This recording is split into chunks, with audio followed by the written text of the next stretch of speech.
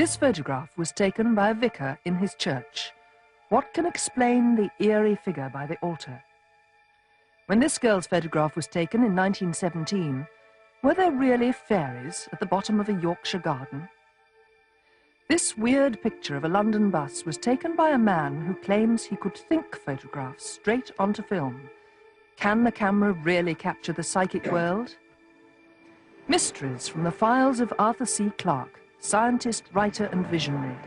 The scientist who invented the communication satellite, the writer of 2010, and now in retreat in Sri Lanka, the visionary who ponders the riddles of this and other worlds.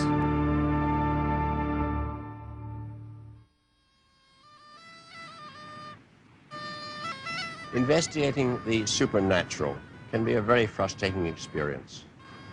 So much depends on second-hand reports and eyewitnesses' powers of observation. Yet, a single good photograph could settle the matter once and for all. Most apparently psychic photographs seem to turn up by accident, but in the 1960s, one man claimed that he could take them at will. His name was Ted Sirius, and he asserted that he could imprint images on film merely by thinking at the camera. Ted Sirius called his technique thoughtography. He usually used Polaroid cameras, and sometimes extraordinary photographs emerged, blurred and distorted, but often showing buildings miles away from the cameras. This 1967 session was organized by Ted's champion, psychiatrist Dr. Jewel Eisenbud. Today, Ted and Jewel are reunited for another thoughtographic test. Dr. Eisenbud has taken time off from his busy practice. They're bound for Dr. Eisenbud's cabin outside Denver in the foothills of the Rocky Mountains.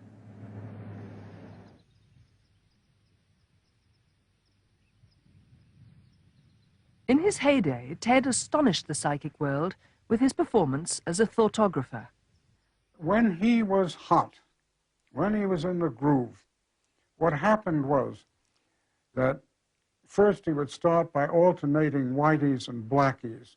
Blackies is total obstruction of the light, no light getting in. Whiteys is total overexposure, which shouldn't have been.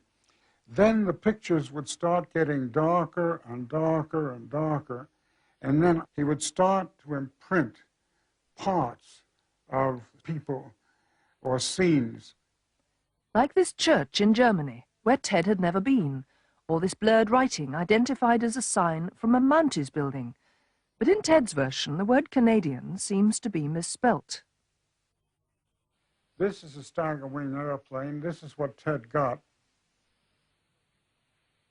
Here you will notice that the strut here is an inverted V. Up here he has re-inverted it so that this is his typical signature.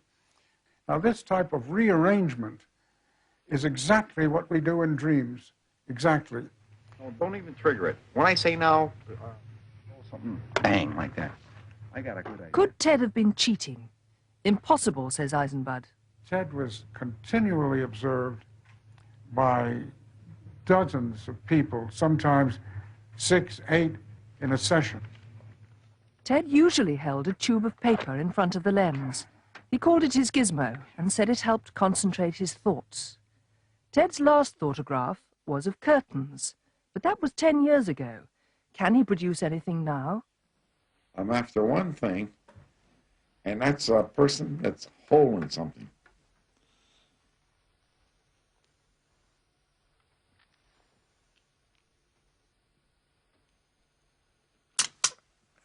Okay. But all he got was his face. Now you press the button. All right.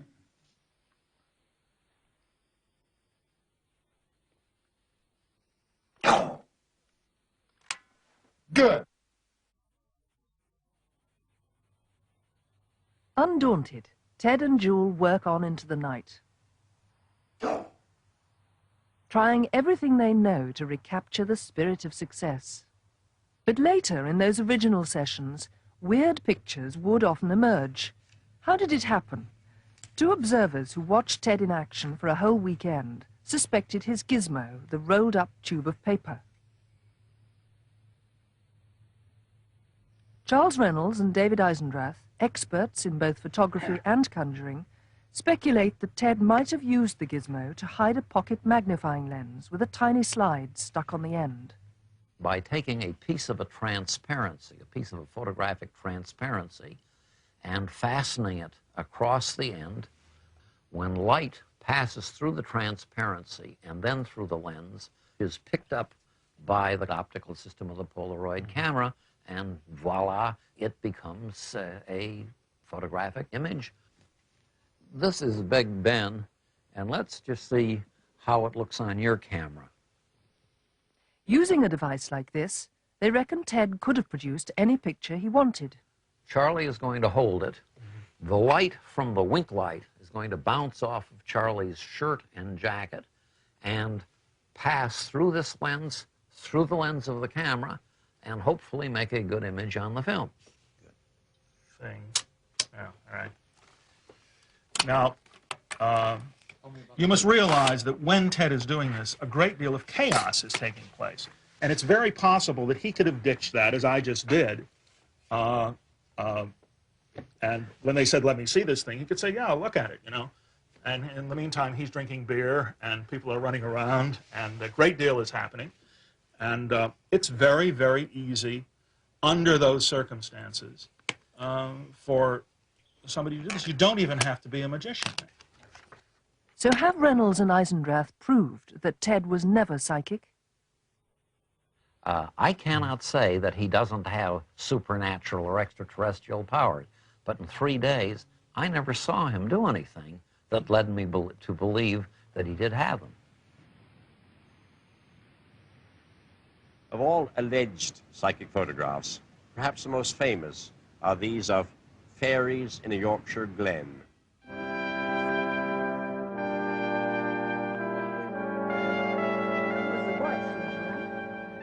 Frances Griffiths has brought her daughter to see the house in Cottingley, where she lived with her cousin Elsie Wright during the First World War. Pretty village, I thought. That's nice. And where's the back? What, the back's around the corner, around there. Frances and Elsie used to go down to play by the beck, the stream at the bottom of the garden.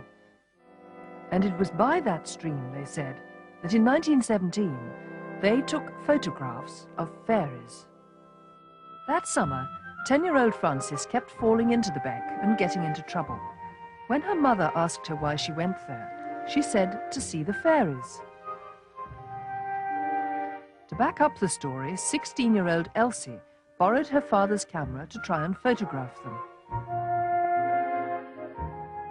The girls came home an hour later. Elsie begged her father to waste no time. He had a darkroom in the cupboard under the stairs. She remembers watching anxiously while he developed the plate, impatient to see how it was going to come out. Dad says, I'll tell you what it's coming up like, that picture you've taken. He says, it's very untidy. He says, you've been eating sandwiches, the sandwich paper's all sticking up. And then he says, oh, what's these little leg things down here? And Elsie shouted out, they've come out. A month after this first picture, they produced another, of Elsie with a winged gnome. These two photographs amazed Sir Arthur Conan Doyle, creator of Sherlock Holmes. He published them in the Strand magazine and pronounced them genuine.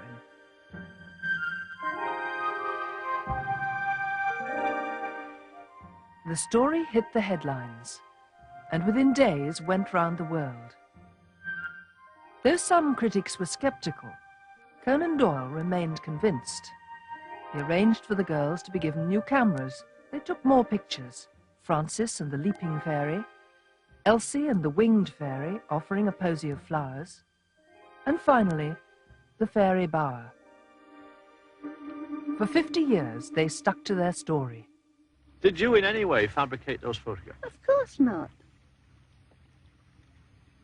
You tell us how she could do it, and we'll tell us. Yeah. And then we'll tell you. Remember, she was 16. I was 10. The case was finally cracked in 1982 with evidence from the Brotherton collection in Leeds University. It holds what are supposed to be the original negatives and prints. But Geoffrey Crawley, editor of the British Journal of Photography, soon realised that the midge camera which the girls used simply wasn't good enough to have taken the first photograph. In particular, the simple lens could not have produced such a sharp negative. This negative is quite lively. The edges of the fairy figures are quite sharp, and it clearly could not have been produced by that lens in that midge camera. Crawley reasoned that this cannot have been the original print. Amazingly, he unearthed in Cottingley what he believes is an original print. It looks quite different. The original print is much softer, exactly the type of, shall we say, less lively image that you would expect from a camera of this type. Consequently, a lot must have gone on between that and that. Crawley believes that the photograph was retouched by an expert. And on the negative plate, he found evidence that the face had been subdued, probably by rubbing with Brasso. He thinks that the man behind it was Edward Gardner, believer in fairies and friend of Conan Doyle. When Crawley published his findings, Francis and Elsie confessed that the pictures were fakes. What really happened was this. After Francis had claimed she'd seen fairies up the beck, both girls were teased by the adults. Elsie hit on a scheme to stop the teasing. Elsa said one night, we were getting ready for bed, she said, I've been thinking, kid, she was a real cinema goer with Elsa. She says, what about if I draw some fairies and cut them out in cardboard and we'll stick them up in the grass and see if Uncle and Dad will have the camera and we'll take a photograph. She said, if they see them, they'll have to believe it, they'll stop all this joking. So she lent Elsie this book, and from page 104, Elsie traced this group of dancing girls, took off their wispy drapes, drew wings on them, cut them out, and arranged them in an artistic group.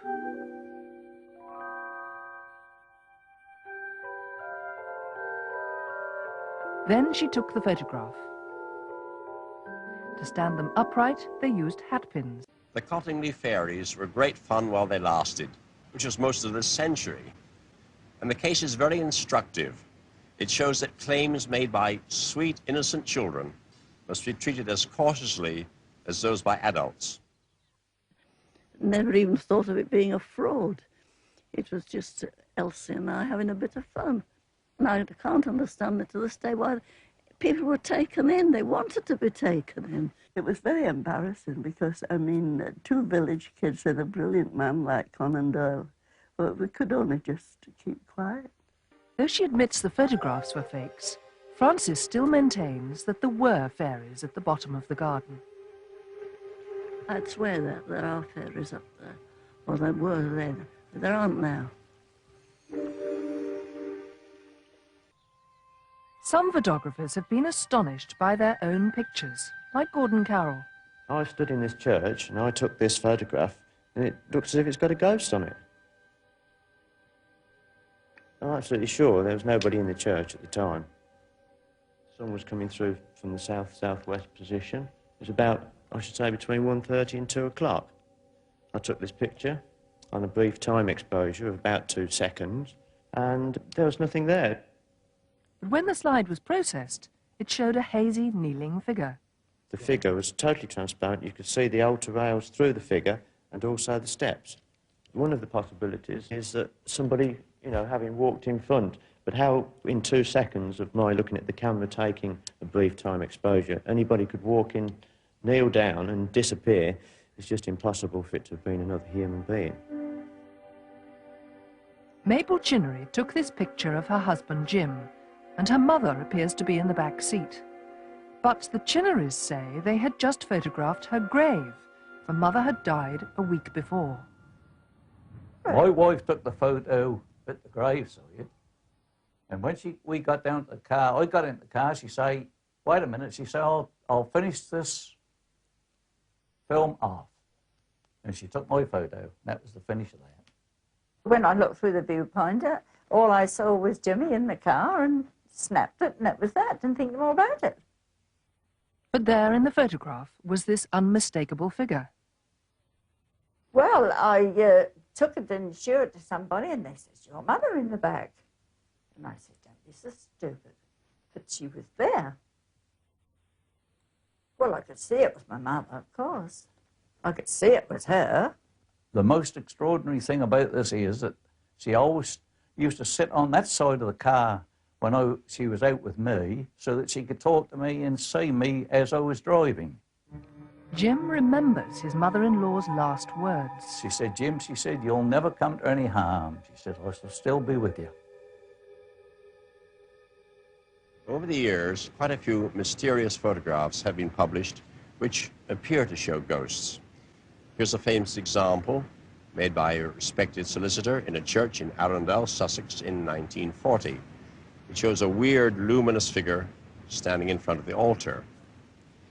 And here's another church ghost made by the Reverend Kenneth Lord in his church in Newby, Yorkshire. And it shows a hooded figure with a ghastly, skull-like face standing beside the altar rail. Well, do these pictures really prove the existence of ghosts? Or can it be that even when photographers are honest, cameras can lie? In this Home Office laboratory is the world's most advanced equipment for the examination of photographs.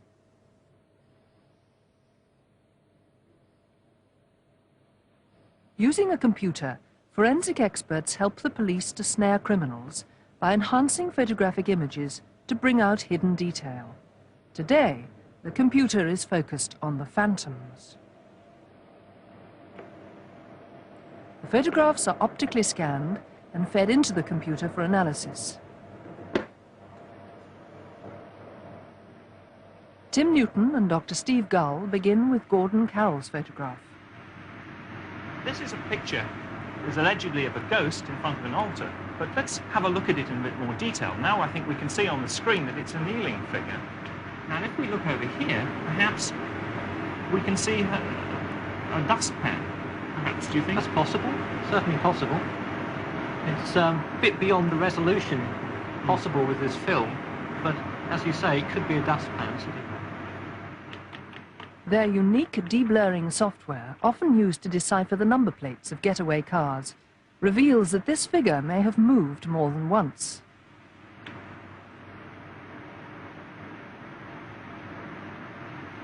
So what seems to have happened here is that somebody in a very long exposure picture in a very dark church has been cleaning the step and moved several times during the course of the exposure. Their conclusion? The picture shows a cleaning lady. But what about Mrs. Chinnery's photograph? There are some very strange things here. This scarf definitely does pass this line here, but further down the picture, the line is definitely in front of her. There's also this feature on the other side of the barrier between the two windows. It does seem to be as if it might be a shoulder, then that does make her broad person, very wide person. It's perhaps the best explanation then, Tim, is that some mistake has happened here, some very short exposure sometime before has been superimposed upon the picture of the car.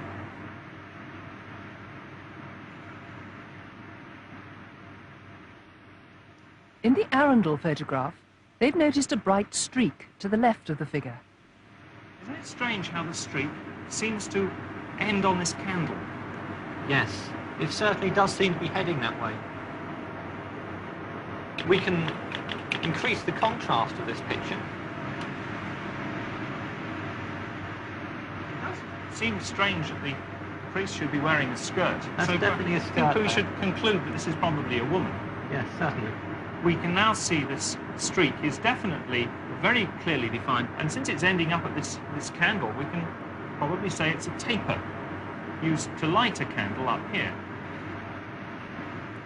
If their hunch is right, and the picture shows a woman carrying a lighted taper up the altar steps, that would explain the bumps in the streak, and the height of the bumps should be the same as the height of the steps. So if I measure the top point here, and the bottom point down there, gives me a height difference of about 24 units on this. And if I repeat the operation and go from the height difference from one step to the step below, gives me a height difference of 25 units. That's very close indeed. That's almost definitely due to her walking up the stairs. So that seems pretty conclusive then. We can be pretty sure this isn't a ghost. I think and we there's can, a perfectly yes. natural explanation for this, that somebody came into the church and up the stairs to light the candle while the picture was being taken. Yes, and she's just moving slowly across the altar and lighting each of the candles in turn. But what about the sinister figure snapped by the Reverend Kenneth Lord in his church at Newby in Yorkshire?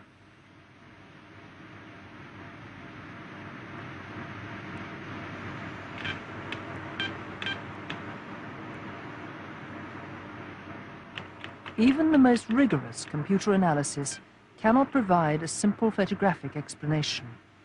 I don't think at this stage there's anything unusual about the picture at all. So I think our conclusions from this is that it's unlikely to have been built up by a superposition of photographs. So this could be a candidate for a ghost. Although a very few photographs are difficult to explain away, not a single one of them offers convincing proof that a ghost has been captured by the camera. And this, I believe, provides conclusive evidence about the nature of ghosts. For more than a century, millions of cameras have been clicking all over the world. By this time, there must be billions of photographs in existence. If ghosts could be photographed, by now we'd have entire galleries full of portraits. But we don't, because these images exist only in the minds of the observers. I believe that ghosts are at least as real as dreams, and no one has ever photographed a dream. Yet one day, that might be possible, and then we'd have cameras that could really capture ghosts.